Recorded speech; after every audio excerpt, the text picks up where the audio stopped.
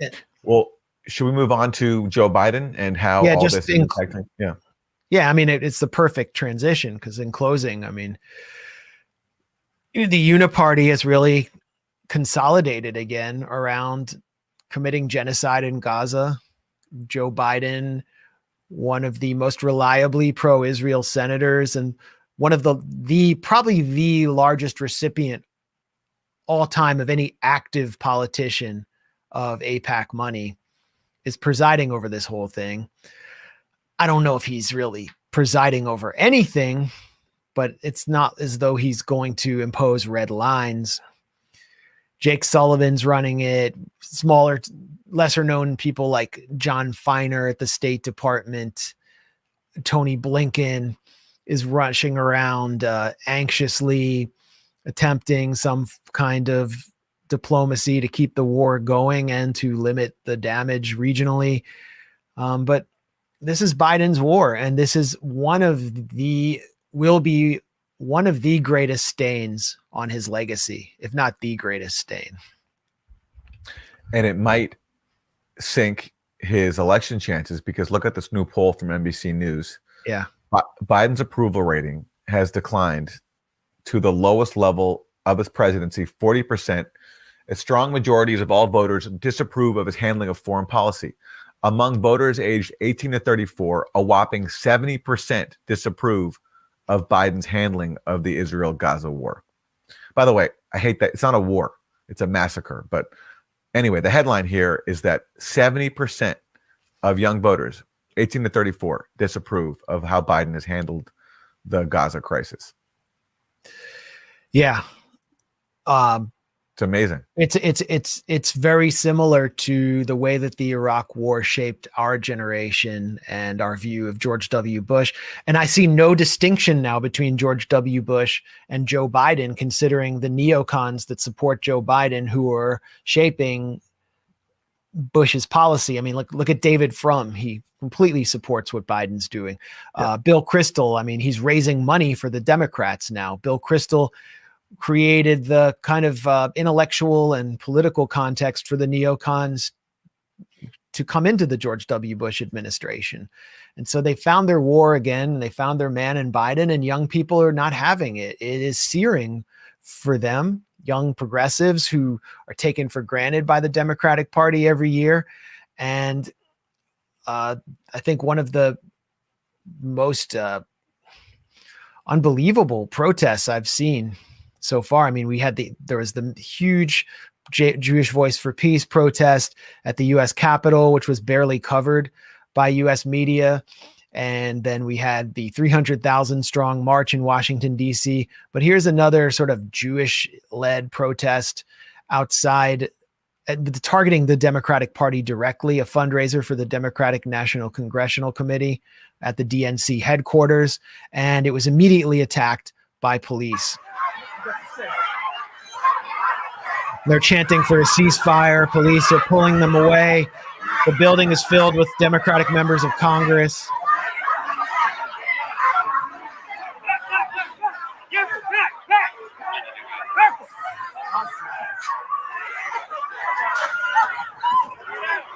Oh, shit. Someone got thrown. People getting thrown down the stairs. People getting thrown down the stairs. That sounds like Chuck Modiani. Yo.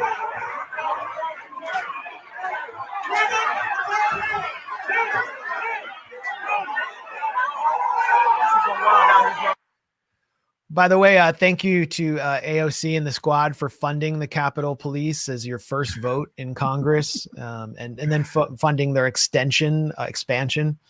That was the Capitol Police beating and yanking protesters downstairs who were protesting for a ceasefire outside the DNC. Brad Sherman, Democratic representative from suburban Los Angeles, who is a asset of the Israel lobby, longtime asset, called them insurrectionists and brutal thugs and said that his safety was threatened and that they had to be evacuated, which is totally false. But they spun out the January 6th narrative on those protesters. Yeah, and Max, would it shock you to learn that your favorite CNN anchor, Jake Tapper, called the protesters violent and anti-Semitic?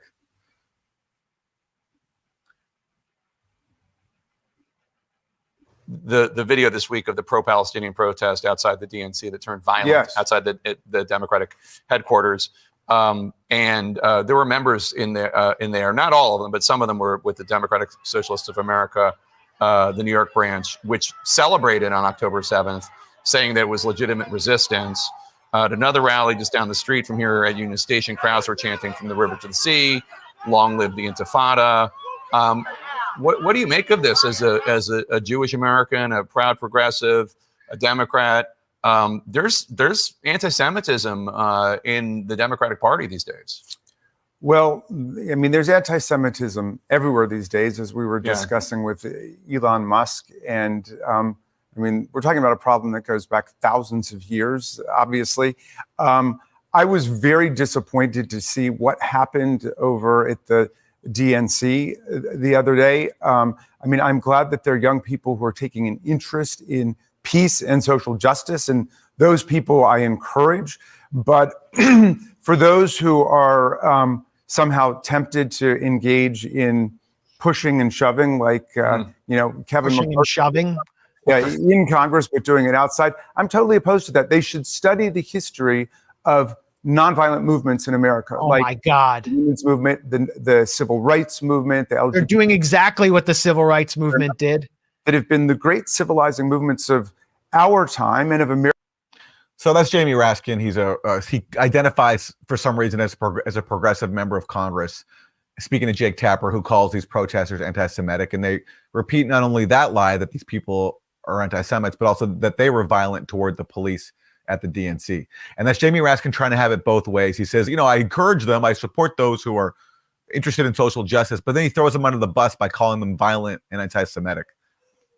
Yeah, I mean, and Jake Tapper's cornering him.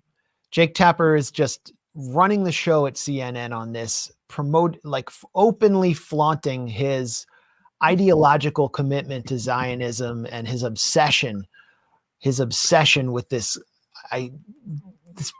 peculiar form of Jewish identity in which you occupy the anchor's chair and occupy an extremely privileged position in society while claiming to be extremely oppressed and under threat of a second Holocaust at all times. Him and Dana Bash, it's absolutely disgusting. So he's cornering Raskin because Raskin was such a little tool for the Democrats on January 6th and Russiagate, and being a McCarthyite and betraying the legacy of his father, Marcus Raskin, who was an anti-war activist, and his son, his late son, Tommy, who took his own life, who would have stood with those protesters, undoubtedly, who is actually a contributor to antiwar.com. And, that's what the civil rights movement did. Those tactics were modeled explicitly after the civil rights movement. They're locking arms together, and they're doing what Martin Luther King called soul force or spiritual jujitsu, where you actually take the blows of the security forces or the enforcers of authority in order to expose it. Yep. That's what you would think they would do, but these people don't actually believe in the civil rights movement. They like it. It's like how white people like black music from 40 years ago. It's like it's no longer threatening to like Dr. Dre, so you can bob your head to it. Dr. Dre is 60 years old. He doesn't even go by Dr. Dre anymore. It's the same thing. They don't want to see real activism anymore. And that's why it's so important to keep doing it. But more importantly, you must not be taken for granted by the Democratic Party, because they think that this spring, the genocide will be over. Israel will have moved towards a clean resolution. Maybe everybody is in the Sinai Desert in tents or something happened, but it's over. And we're supposed to just forget about this, as Americans so often do, adopt historical amnesia, and then focus on horse race politics. And they are going to deploy all the familiar propaganda about the bad orange Hitler who's going to come into the Oval Office and get indicted 42 more times unless we vote for Biden. And you just can't do it. We can't. This time was too much. We can't let it happen. There needs to be a way of registering discontent at the polls in November, or all those protests and all the police bicycles that smashed you in the face and the pepper spray and the indignities and humiliation that you took there to make your point, being called an anti-Semite on national TV, even if you're Jewish, it will have been for nothing if you give away your vote again to the Democrats. So there has to be a way of registering your discontent. Maybe it's writing in Palestine, writing in a watermelon, or voting for someone like Jill Stein, who has called for Netanyahu's prosecution. Yep. Jill Stein, who, by the way, had just had her account removed by Meta. They said it's not properly verified, but they offered her no opportunity to verify her account and no opportunity to respond to this removal. This is election meddling by big tech, influenced by the undemocratic Democratic Party, because they don't want anyone to be able to register, to make a protest vote, register their discontent. Now Jill Stein, I think, is the biggest threat, because Cornel West has sort of forfeited his campaign by leaving the Green Party. So there has to be a way of making them pay. They have to be ruthlessly punished for what they have done to Gaza, to Palestine, and to you, taking you for granted and abusing you on national TV and your reputation. It can't be allowed to stand. Never forget this moment. Well, here is John Kirby. He is the spokesperson for the National Security Council, being asked at the White House about Joe Biden's new nickname, which is Genocide Joe. Protesters here in D.C., in New York, across the country, they've settled on a nickname for the president. They've been calling him Genocide Joe. They wrote it on the gates. Do you have a response from the White House to that nickname? We're not worried about nicknames and bumper stickers. I mean, it's First Amendment, free speech. The president's focused on, as he wrote in his op-ed, on making sure that we can continue to support Israel. The president's focused on continuing this genocide. He's not worried about people calling him Genocide Joe. He's focused on continuing the genocide. As they fight a terrible terrorist group, Hamas, and as we all work together to get humanitarian assistance in and get people out, including hostages. I said this the other day. Again, people can say what they want on the sidewalk, and we respect that. That's what the First Amendment's about. But this word genocide is getting thrown around in a pretty inappropriate way by lots of different folks. What Hamas wants, make no mistake about it, is genocide. They want to wipe Israel off the map. They've said so publicly, more than one occasion. In fact, just recently. And they've said that they're not going to stop. What happened on the 7th of October is going to happen again and again and again. And what happened on the 7th of October? Murder, slaughter of innocent people in their homes or at a music festival. That's genocidal intentions. Yes, there are too many civilian casualties in Gaza. Yes, the numbers are too high. Yes, too many families are grieving. And yes, we can. It's such an extraordinary line. The numbers are too high, which means there's an acceptable level of Palestinian civilian casualties for John Kirby. And of course, the numbers are not too high because he's doing nothing to stop it. But even rhetorically, numbers are too high, but we have to keep going. Exactly. Continue to urge the Israelis to be as careful and cautious as possible. That's not going to stop, from the president right on down. But Israel is not trying to wipe the Palestinian people off the map. Israel's not trying to wipe Gaza off the map. Israel's trying to defend itself against a genocidal terrorist threat. So when we're going to start, if we're going to start using that word, fine, let's use it appropriately. What an extraordinary line. So as Israel is bombing Gaza everywhere, attacking hospitals, destroying civilian infrastructure, forcing hundreds of thousands of people, millions, like over 1 million at this point, out of their homes, killing. At this point, the official toll has been frozen because it's impossible to count the dead anymore. So even the official toll is a vast undercount. He's going to accuse Hamas of trying to commit a genocide, not Israel. When Israeli officials openly talk about wiping Gaza off the map, of taking it over, of ethnically cleansing Palestinians. I mean, all the elements of genocide are there, and he's the one supporting it. And it's amazing that question got through.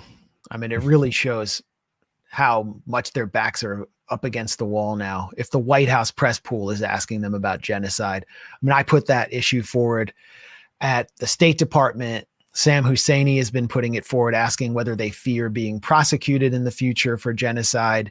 It is a genocide. It's clear that it's taking place. It looks like John Kirby wasn't briefed on what Israeli leaders are saying about genocide. But the fact that he was asked that really shows how much traction activists are getting right now. And it can't be forgotten. And I'll say this again. This is a point I really want to stress. Hamas has a more accommodating position when it comes to Israel's existence as a state than Israel has ever had about Palestinians' rights as a people. There's no Israeli government, whether it's like this far-right government under Netanyahu or like the most dovish liberal government under, I don't know, like Yitzhak Rabin or Ehud Barak, that's ever accepted Palestinians' minimal rights to exist in what already for them is a huge compromise, just taking 22% of historic Palestine, which is the West Bank and Gaza. That's what the PLO accepted. And there's no Israeli government that's ever accepted that. They've always insisted on their right to settle the land, have these massive settlement blocks in the West Bank that make life for Palestinians impossible. So the actual people who want to wipe people off the map are Israeli governments. And whether it's on the far right of Israel or the dovish liberal side, which doesn't really exist anymore, but it did used to exist. That's the problem here. And that's what John Kirby is supporting. And that's why this current iteration of the Israeli government is currently committing a genocide by trying to wipe even more Palestinians off the map. Yeah. And Hamas doesn't have the power to commit genocide, even if they wanted to. They don't have the ability to do so. Israel does. And it's thanks to John Kirby's employers who are just shipping thousands more missiles, munitions, howitzers, GBU bunker buster bombs to Israel with much less transparency than we're even getting on the shipments of arms to Ukraine. Oh, there's no transparency. The Pentagon won't even say, it won't even itemize the kind of weaponry it's sending to Israel and how much money it's all worth. It's been totally kept secret for obvious reasons, because they know that Israel's committing crimes, war crimes. They know that the U.S. is complicit in it. And that's why now we've had these extraordinary statements for 2 consecutive weeks. First Jake Sullivan last week, and now John Feiner, who's his deputy this week, when asked point blank on Meet the Press whether or not Israel is obeying international law, they say outright, we're not going to play judge and jury. It's like and the reason why they're not going to play judge and jury is because they know the answer. They actually know the verdict. They know the verdict. They know what it is. Here, I'll show you this clip. This is John Feiner, who's Deputy National Security Advisor, speaking to Meet the Press. Israel's actions at Al-Shifa Hospital are a, quote, crime. Does the White House stand by Israel's assessment that Hamas is headquartered underneath the hospital? And are you confident that Israel is following international law? We've been quite clear about our view of Shifa. Shifa is the largest hospital in Gaza. It is the most advanced hospital in Gaza. There are severely ill patients there. There are also a number of civilians who have gathered there to seek refuge during the course of the conflict, and those lives need to be protected. But we've been equally clear that our intelligence, U.S. intelligence information, not just Israeli intelligence information, suggests that Hamas has used Al-Shifa in an unconscionable way as a command and control facility for the planning of terrorist attacks and the execution of terrorist attacks, and continues to do so. That does not, in our view, mean that Israel should conduct airstrikes on the hospital or ground assaults on the hospital. We've been equally clear about that. But Hamas has put these... Well, Israel has conducted ground assaults on the hospital. So your clarity means nothing. People in severe jeopardy by the way in which it's conducting this war. So this is a microcosm of the real challenge associated with this entire conflict. And we've laid out our position. It's the same position I've just articulated. So notice how he didn't answer her question, is Israel obeying the laws of war? He didn't answer that. And she's going to ask a follow-up now. And as for his claims about Shifa, we've already addressed them before. Israel's produced no evidence for its claims. And all the evidence that's come out so far includes phony evidence like that, which they were caught planting weapons, for example, at the scene, as we talked about in a previous segment. But here is now Kristen Welker following up and asking John Feiner to answer the question he didn't answer, which is Israel obeying the laws of war? Are you confident Israel is following international law, John? Just yes or no there. We are confident that it is our position that it needs to. When we have seen issues that are raised based on incidents on the ground, we raise them privately and directly with the government of Israel. Let me just, you're saying that Israel play judge and jury on this question. Yeah, let me just follow up quickly. You said Israel needs to follow international law. Are you confident they are following international law? What I can say is it is not our position, certainly my position as a policymaker, to play real-time judge and jury on the question of any particular incident.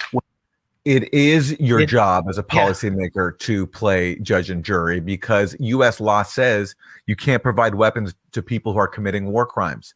So he's pretending as if it's not his job because he knows the answer, which is that Israel is committing war crimes. Well, that's leadership. There's American leadership right there. I'm not the judge. I'm not. Hey, I'm not in charge here. Yeah. It's like in an abusive relationship or something. Someone doesn't want to take responsibility. And they're like, but they are like clearly responsible.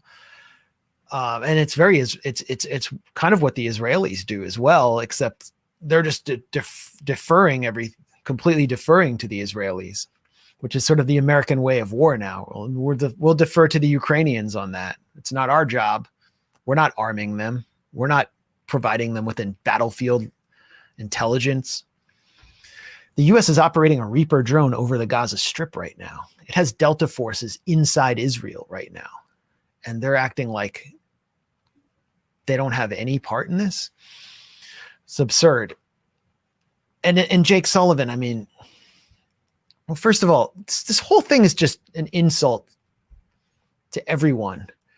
It's an insult to everyone especially who supported Biden, that we should accept this policy and vote for Biden again when, like, this is the president that they're trying to run again. This is at the APEC, not APAC, but APEC summit with China's Xi. Here's Biden.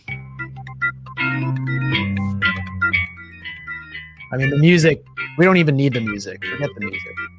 He just gets up in the middle and startles Xi in the middle of a meeting. Xi says, what is he doing here? Why is he getting up and ambling over to talk to me? It was completely inappropriate, and Xi has to bring his translator over because he's not ready for it. And then Biden has an op-ed out in the Washington Post trying to explain his Gaza policy to the public, which basically is just a bunch of boilerplate, and claiming that he cares about humanitarian aid and so on while he continues to fork over missiles to Israel. It's an insult to us that Biden didn't write that. He has no capacity to write that. It was written by Jake Sullivan's staff. It's obvious. And Jake Sullivan is a complete moron who 1 week before October 7th said that he deserves credit and the Biden administration deserves credit for all of the stability and peace and quiet they've brought to the Middle East. And they just need to move ahead, normalizing relations between Israel and Saudi Arabia. I mean, that's a real window into the genius of Jake Sullivan.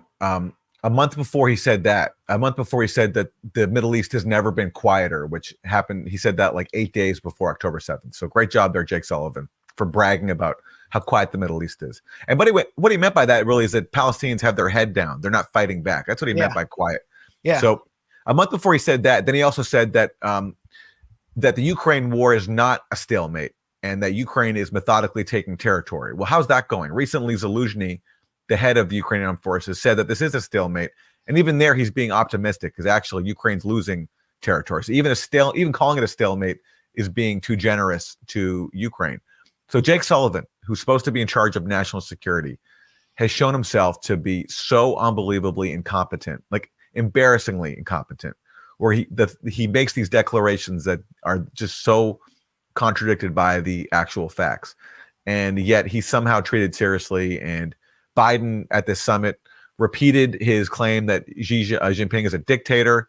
And there's that footage of Antony Blinken like kind of sulking as he's saying that. He's realizing that Biden is again sort of trampling on all the work they've tried to do to pretend as if they want diplomacy with China, which of course they don't. But they certainly want it. They wanted to reestablish military to military communications. That was one of the big goals. And then Biden goes in and insults the Chinese president. He was clearly briefed not to do that. Yeah.